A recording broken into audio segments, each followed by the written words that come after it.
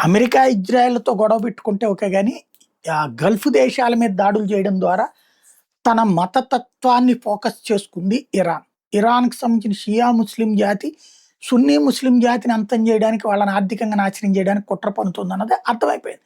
ప్రపంచానికి అర్థమైపోయింది. ఈ దశలో Dubai, Saudi Arabia, Bahrain, Kuwait, Oman, Iraq, ఇప్పుడు ఖతార్ గూడా ఆ దేశాలన్నీ ఇరాన్ పాలనతో విసిగిపోయినియి. ఇరాన్‌ని కూల్చేయండి అని ఒక పక్కన అమెరికా ప్రభుత్వానికి చెప్తున్నాయి. సున్నీ ఇస్లామిక్ కూటమి ఇప్పుడు ఇరాన్‌ని వ్యతిరేకిస్తోంది. అమెరికాకి సంబంధించి ఇదే కీలకమైనటువంటిది. గ్లోబలిస్టులు, ఇస్లామిస్టులు, కమ్యూనిస్టులు జీసీసీ కూటమి ద్వారా విస్తృతంగా ప్రచారం చేయబడినటువంటిది కాస్త ఇప్పుడు ఎట్టి పరిస్థితుల్లో ఇరాన్‌ని అంతం చెయ్యండి మీరు. కావాలంటే మేము ఆర్థిక సాయం అందిస్తాము. మేము గూడా రమ్మనమంటే యుద్ధానికొస్తామని చెప్తున్నారు వీళ్ళందరూ. కాబట్టి ఇరాన్ యుద్ధంలో ఇదొక కీలక ఘట్టం.